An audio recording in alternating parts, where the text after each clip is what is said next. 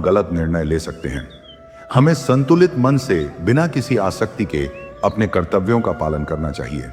निष्काम कर्म और जीवन का संतुलन रहने चाहिए ताकि हमारा भविष्य सुखद हो। निष्काम कर्म का अर्थ है बिना फल की इच्छा के कर्म करना। जब हम फल की अपेक्षा किए बिना अपने कर्तव्यों का पालन करते हैं तो हमें असीम शांति प्राप्त होती है। फल की अपेक्षा ही दुख का कारण बनती है। श्री कृष्ण कहते हैं कि हमें अपने सभी कर्म उन्हें समर्पित कर देने चाहिए और फल की चिंता नहीं करनी चाहिए। जीवन में सुख दुख, सफलता असफलता, लाभ हानि, ये सभी आते जाते रहते हैं।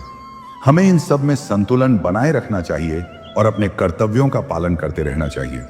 सुख दुख समेक कृत्वा लाभा लाभो जया जयो, अर्थात सुख दुख लाभ हानि, जय पराजय को समान समझकर अपने कर्तव्यों का पालन करो। कर्मों का फल और क्षमा। दोस्तों, जीवन में जो कुछ भी हमें मिलता है, चाहे वह दौलत हो, खुशियां हो, सफलता हो या एक सुखी परिवार, ये सब हमारे अच्छे कर्मों का ही फल होता है। और जब हमें दुख, बीमारियां, तकलीफें या जीवन में परेशानियां झेलनी पड़ती हैं तो वह भी हमारे ही किए हुए बुरे कर्मों का परिणाम होता है। हम अक्सर सोचते हैं कि हमने किसी के साथ बुरा नहीं किया, फिर हमारे साथ बुरा क्यों हो रहा है। लेकिन सच तो यह है कि जो कर्म हमने पिछले जन्मों में किए हैं उनका फल हमें इस जीवन में मिल सकता है। कभी कभी यह फल आने में समय लगता है, लेकिन वह आता जरूर है। महाभारत में जब भीष्म पितामह बाणों की शैया पर पड़े थे, तब उन्होंने श्री कृष्ण से पूछा, भगवान, मैंने तो आज तक किसी के साथ कोई बुरा कर्म नहीं किया, फिर भी मुझे यह पीड़ा क्यों झेलनी पड़ रही है। श्री कृष्ण मुस्कुराए और बोले, हे भीष्म, तुमने अपने 73 जन्मों तक देखा, लेकिन 74वें जन्म में जब तुम एक बालक थे और जंगल में घूम रहे थे, तब तुमने एक पत्ते पर बैठी एक टिड्डी को कांटे से चुभो था। उसे एक छोटे से कर्म का फल आज मिल रहा है। कर्म का फल कई गुना बढ़कर लौटता है। 6 साल में 2 गुना, 12 साल में 4 गुना, 18 साल में 8 गुना और 24 साल में 16 गुना। इसलिए श्री कृष्ण हमें सिखाते हैं, जब भी कोई कर्म करो तो सोच समझ कर करो, जो बोओगे वही काटोगे। धृतराष्ट्र ने भी श्री कृष्ण से पूछा, भगवान, मैंने ऐसा क्या किया था कि मुझे अपने 100 पुत्रों की मृत्यु का दुख झेलना पड़ा। मैंने पिछले 100 जन्मों तक देखा पर कुछ भी ऐसा नहीं किया। तब श्री कृष्ण ने उन्हें अपनी दिव्य दृष्टि से 100 पहले जन्म की एक घटना दिखाई। तुम एक राजा थे और स्वादिष्ट भोजन में मग्न रहते थे। तुम्हारा रसोइया एक बार हंस के 100 बच्चों का मांस बनाकर ले आया। तुमने वह सब खा लिया और इनाम भी दिया। तुम स्वाद में अंधे हो गए थे, इसीलिए इस जन्म में तुम्हें आंखों से अंधा बनाया गया और हंस के बच्चों को खाने का फल 100 पुत्रों की मृत्यु के रूप में मिला। हमारे लिए सबसे जरूरी बात है अच्छे कर्म करना। किसी का दिल मत दुखाओ, किसी के साथ अन्याय मत करो। जो व्यवहार आप अपने लिए पसंद नहीं करते, वही व्यवहार दूसरों के साथ मत करो। श्री कृष्ण कहते हैं, हे अर्जुन, तुम्हारा अधिकार सिर्फ कर्म करने में है, फल पर नहीं। फल की चिंता मत करो, मैं तुम्हारे हर कर्म का उचित फल दूंगा। वर्तमान की कीमत और सकारात्मक सोच। हम अक्सर बीते हुए कल की गलतियों को लेकर पछताते रहते हैं या आने वाले कल की चिंता में उलझे रहते हैं। लेकिन जीवन का आनंद ना तो भूतकाल में है और ना ही भविष्य में। जीवन सिर्फ वर्तमान में है। जो समय आपके पास अभी है वही सबसे कीमती है। अगर हर पल चिंता में ही जीते रहेंगे तो वर्तमान का सुख कहाँ मिलेगा। अगर हम हमेशा इस डर में जिए कि अगर असफल हो गए तो क्या होगा, या अगर लोगों में उपहास हुआ तो क्या होगा, तो हम कभी खुलकर जी नहीं पाएंगे। बचपन में हम चिंता नहीं करते थे, हम खेलते थे, हंसते थे, रोते थे और अगले ही पल फिर से उत्साहित हो जाते थे। लेकिन जैसे जैसे हम बड़े हुए, हमने चिंता करना शुरू कर दिया। श्री कृष्ण कहते हैं, जो हो रहा है वह भी अच्छा हो रहा है और जो होगा वह भी अच्छा ही होगा। लेकिन अगर मन बेचैन है तो लाखों की दौलत भी सुख नहीं दे सकती। अगर इंसान अपने मन को काबू में नहीं रखता तो वही मन उसका सबसे बड़ा दुश्मन बन जाता है। जब मैं कहता हूं कि तुम देवी देवता हो तो इसका अर्थ यह है कि तुम में अनंत संभावनाएं हैं। तुम सीमित नहीं हो, बल्कि तुम्हारी क्षमताएं असीमित हैं।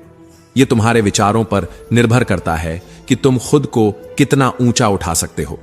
अगर तुम्हें लगता है कि सफलता तुम्हारे हाथ नहीं आ रही, तो इसका अर्थ यह है कि तुम्हें अपनी कोशिशों में बदलाव लाने की आवश्यकता है।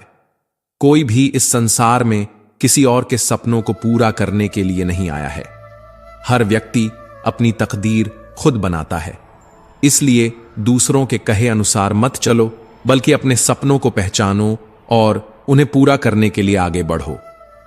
इस संसार में सुख और दुख दोनों आएंगे, लेकिन जो व्यक्ति इन दोनों को समान भाव से स्वीकार करता है, वही सच्चे अर्थों में ज्ञानी और धैर्यवान होता है। हर परिस्थिति में धैर्य रखना ही सच्ची समझदारी है। इसलिए अपनी परिस्थितियों से घबराओ मत, क्योंकि हर समस्या अपने साथ एक समाधान भी लेकर आती है। जैसे घनघोर अंधकार के बाद सूरज की पहली किरण नए सवेरे की शुरुआत करती है, वैसे ही हर कठिनाई के बाद एक नई राह खुलती है। तुम्हारे भीतर अनंत शक्ति है, बस तुम्हें इसे पहचानना होगा। तुम्हारी सोच ही तुम्हारा भविष्य तय करेगी। अगर तुम यह मान लोगे कि तुम कुछ नहीं कर सकते, तो यह सत्य बन जाएगा। लेकिन यदि तुम यह ठान लोगे कि कोई भी बाधा तुम्हें रोक नहीं सकती, तो यह भी सत्य बन जाएगा। याद रखना, तुम्हारे जीवन का हर संघर्ष, हर दर्द, हर गिरावट तुम्हें और अधिक मजबूत बनाने के लिए आई है। गीता में श्री कृष्ण कहते हैं, जल की एक छोटी सी बूंद अगर जलते तवे पर गिरती है, तो वह तुरंत भाप बनकर उड़ जाती है। वही बूंद अगर कमल के पुष्प पर गिरती है, तो वह मोती की भांति चमक उठती है। श्री कृष्ण कहते हैं, उन्हें छोड़ देना ही सही है। जो तुम्हारे अस्तित्व का मूल्य नहीं समझते, जो तुम्हारी उपेक्षा करे, जो तुम्हारी कद्र न करे, उसके पीछे भागने का कोई अर्थ नहीं। जीवन में सत्य के रास्ते पर चलो और धैर्य के साथ अपनी मंजिल की ओर बढ़ो। परमात्मा के न्याय पर विश्वास रखो और हर परिस्थिति में शांत मन से समाधान ढूंढने की कोशिश करो। श्री कृष्ण कहते हैं, इस संसार में प्रत्येक व्यक्ति को किसी न किसी प्रकार की निर्बलता अवश्य होती है। कोई तेज दौड़ नहीं सकता, तो कोई अधिक भार नहीं उठा पाता। किसी को असाध्य रोग होता है, तो कोई पढ़ाई में कमजोर होता है। यह निर्बलताएं हमें जन्म से या संयोग से मिलती हैं, लेकिन मनुष्य का मन इन्हें अपनी मर्यादा बना लेता है। कुछ लोग इन निर्बलताओं को अपनी सीमाएं मानकर थम जाते हैं। वहीं कुछ ऐसे होते हैं जो अपने पुरुषार्थ और संकल्प से इन कमजोरियों को पार कर जाते हैं। दोनों में अंतर क्या है?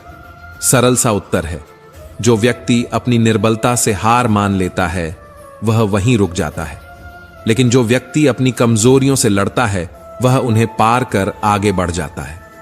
ईश्वर अवश्य ही हमें कुछ कमियों के साथ इस संसार में भेजता है, लेकिन उन कमियों को स्वीकार कर उनसे हार मान लेना हमारे मन की सबसे बड़ी कमजोरी होती है। जो यह समझ लेते हैं कि जीवन की हर समस्या के साथ उसका समाधान भी अवश्य होता है जहां तुम गुनाह करते हो। इसलिए अपने कर्मों का ध्यान रखो, क्योंकि ईश्वर हर जगह मौजूद है। रिश्ते खराब होने की एक बड़ी वजह यह है कि लोग टूटना पसंद कर लेते हैं, लेकिन झुकना नहीं। अहंकार संबंधों की सबसे बड़ी दीवार होती है। अगर तुम किसी को सजा देने के बारे में सोच रहे हो, तो थोड़ा रुक जाओ और याद रखो, अगर तुम किसी की एक गलती माफ करोगे, तो मैं तुम्हारी 100 गलतियां माफ कर दूंगा। बीता हुआ कल तुम्हें जिंदगी को समझने का एक अवसर देता है, और आने वाला हर लम्हा तुम्हें जिंदगी को नए तरीके से जीने का मौका। जो बीत गया, उसे पीछे मुड़कर देखने में कोई समझदारी नहीं। किसने क्या किया, क्यों किया, इन सवालों में उलझकर खुद को दुखी मत करो। आगे देखो, क्योंकि तुम्हारे पास भविष्य के असंख्य अवसर हैं। जो लोग पीछे छूट गए, उन्हें जाने दो। जो लोग तुम्हारे साथ हैं, उनकी कद्र करो, और जो आने वाले हैं, उनके लिए खुद को तैयार करो। जीवन आगे बढ़ने का नाम है। जीवन में एक ऐसा साथी अवश्य होना चाहिए जो सच्चा और ईमानदार हो।